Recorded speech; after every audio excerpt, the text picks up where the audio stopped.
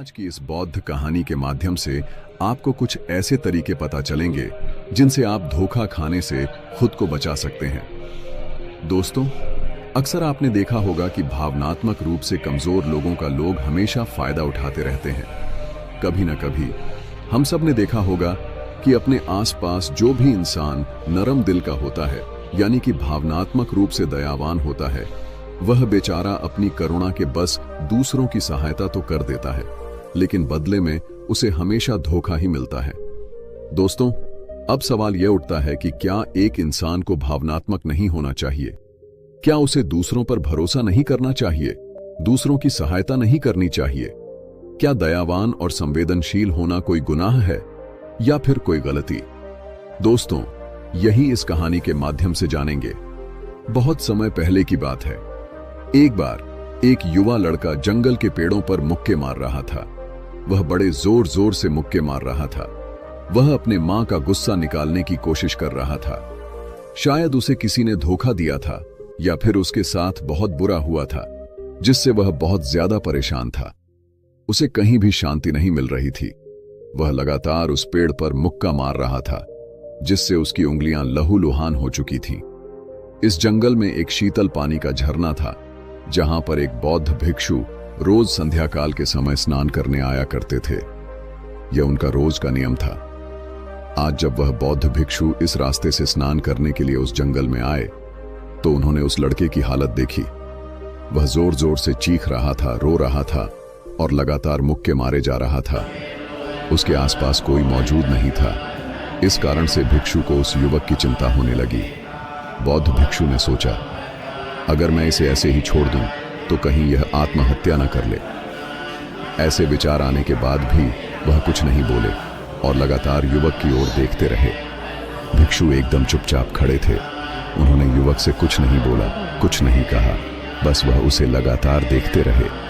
कुछ देर तक तो युवक ने भिक्षु को नजरअंदाज किया, लेकिन कुछ देर बाद उसे अजीब सा लगने लगा।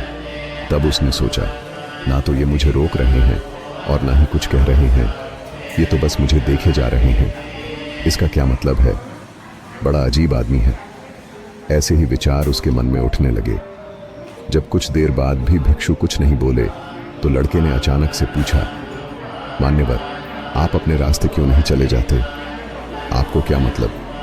खड़े होकर मुझे देख क्यों रहे हैं? फिर भिक्षु ने बड़े शांत स्वर में कहा, बेटा, मैं तुम्हें रोक नहीं रहा हूं, तुमसे कुछ कह नहीं रहा हूं, तो तुम्हें क्या परेशानी है?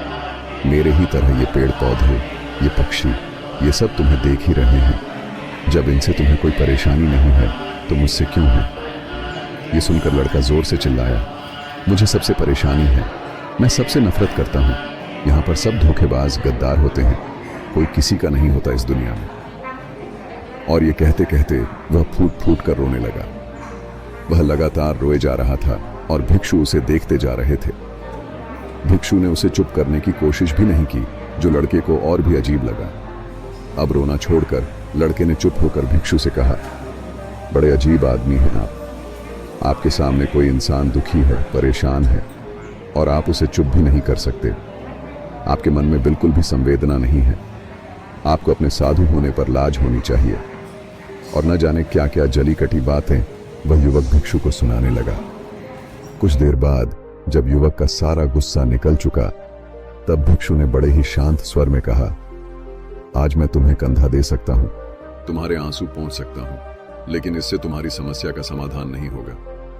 कुछ देर के लिए तुम्हारा मन बहल जाएगा, पर उसके बाद वही जिंदगी, वही लोग जो तुम्हें आज कंधा देने के लिए भी तुम्हारे पास नहीं है। फिर से तुम उसी जिंदगी में लौट जाओगे। कोई तुम्हें धोखा देगा, कोई तुम्हारा फायदा उठाएगा, और तुम अपने मन को ऐसे ही तकलीफ पहुंचाते रहोगे। तो आंसू पोंछने की बजाय तुम्हें मुझसे कुछ ज्ञान की बातें लेनी चाहिए, जिससे तुम्हें जीवन में कोई भी धोखा ना दे सके और तुम्हारी अच्छाई का कोई भी फायदा ना उठा सके। बेटा, याद रखना, आंसू पोंछने वाले तो तुम्हें बहुत मिल जाएंगे, लेकिन ज्ञान और सही समझ देने वाला इंसान कभी कभी ही मिलता है। भिक्षु ने उसे बताया, मैं पास के झरने में स्नान करने के लिए जा रहा हूं। वहां बहुत ही शीतल पानी है। अगर तुम चाहो तो तुम भी मेरे साथ चल सकते हो। यहाँ पर अकेले परेशान होने से अच्छा है कि तुम झरने की शीतल पानी में स्नान करो।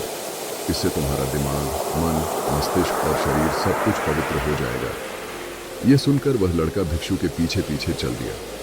जंगल के बीचों बीच रास्ता झरने की तरफ जाता था। जंगल में सन्नाटा छाया हुआ था। उनके पैरों तले सूखे पत्तों की चरमराने की आवाज पूरे जंगल में गूंज रही थी। आज पूर्णिमा की रात थी और आसमान में चांद अपनी उजली रोशनी से जंगल को नहा रहा था। उस रोशनी में दोनों झरने की तरफ बढ़ते चले जा रहे थे। रास्ते में चलते चलते युवक ने भिक्षु से कहा, मान्यवर, आपकी जिंदगी मस्त है। आपको किसी चीज की कोई परेशानी नहीं है। क्या आपको पता है कि दुनिया में कैसे कैसे लोग बसते हैं? कितने धोखेबाज, कितने मक्खनबाज, और सबसे बड़ी बात, अपने ही लोग धोखा देते हैं। जिसे हम प्रेम करते हैं, जिनको हम अपना मानते हैं, जब उनसे धोखा मिलता है तो कैसा महसूस होता है? कभी कभी तो ऐसा लगता है कि भोले और दयालु लोगों के लिए यह दुनिया नहीं बनी है।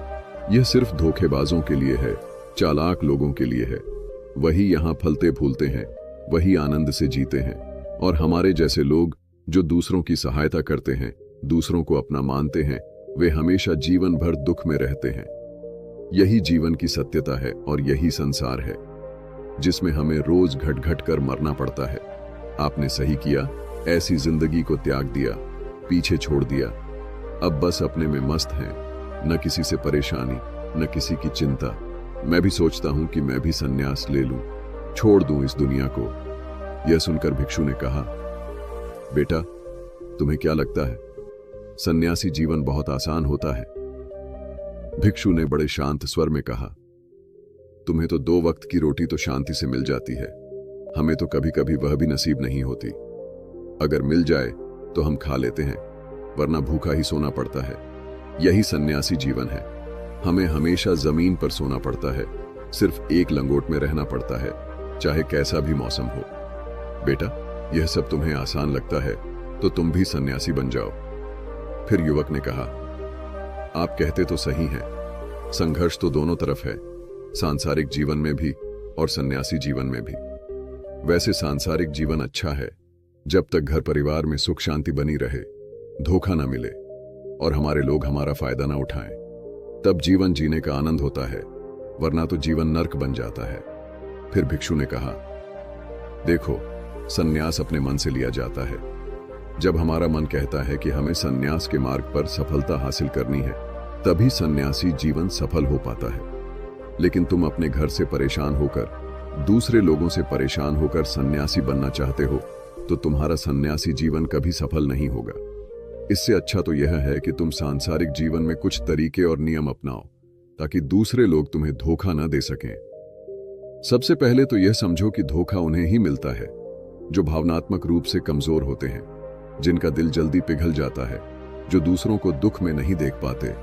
ऐसे लोगों के साथ धोखे होने की संभावना ज्यादा होती है, क्योंकि कोई भी आदमी अपनी परेशानी बताकर, दुखी होने का नाटक कर तुम्हारा फायदा उठा सकता है। क्या पता वह झूठ बोल रहा हो या वह दुखी होने का नाटक कर रहा हो, लेकिन तुम्हें तो सब सच ही लगेगा, और कुछ समय बाद तुम्हें पता चलेगा कि तुम्हारे साथ धोखा हुआ। उसके बाद तुम्हारा मन अंदर से टूट जाता है। इसीलिए सबसे पहले इस बात का ध्यान रखना कि किसी भी व्यक्ति को यह एहसास मत होने दो कि तुम भावनात्मक रूप से कमजोर हो और अंदर से तुम्हारा दिल नरम है। अगर उन्हें यह कमजोरी पता चल गई तो वह कोई ना कोई चाल चलकर तुम्हारा फायदा उठाने की जरूर कोशिश करेंगे। चाहे आप अंदर से संवेदनशील हों, दूसरों की मदद करने वाले हों, लेकिन किसी को इसका एहसास मत होने दो। ऊपर से कठोर बने रहो। जब लोगों को लगेगा कि यह आदमी कठोर है, तब वह लोग जो झूठे हैं, मक्कार हैं, आपके पास आएंगे ही नहीं। वे उन्हें चुनेंगे जो उनके आसानी से शिकार होंगे। और दूसरी बात समझने की यह होती है कि हम बहुत जल्दी दूसरों पर विश्वास कर लेते हैं, और हमारी यह जल्दी विश्वास करने की आदत ही हमें हानि पहुंचाती है। 2 दिन किसी से मिले हुए नहीं होते हैं और तुम एक दूसरे के हो जाते हो, एक दूसरे पर पूरा भरोसा करने लगते हो, और यह भरोसा तीसरे दिन टूट भी जाता है। फिर तुम्हें धोखा मिलता है और तुम परेशान होते हो। इसलिए किसी भी चीज को, किसी भी रिश्ते को आगे बढ़ाने के लिए समय की जरूरत होती है। समय के साथ तुम्हें सामने वाले इंसान की अच्छाई और बुराई पता चलती है। तब तुम्हें पूर्ण रूप से पता चलता है कि इंसान वास्तव में कैसा है, अच्छा है या बुरा है। और यह कुछ समय देने के बाद ही होता है। इसीलिए जल्दी किसी पर विश्वास मत करो। अपनी पूरी संतुष्टि करना।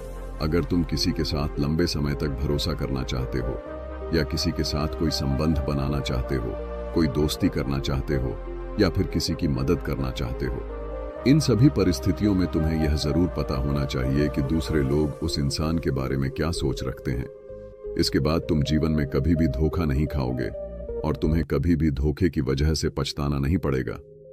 इसी तरह की बातें करते हुए भिक्षु और वह लड़का दोनों जंगल से बाहर आ गए और अपने अपने घर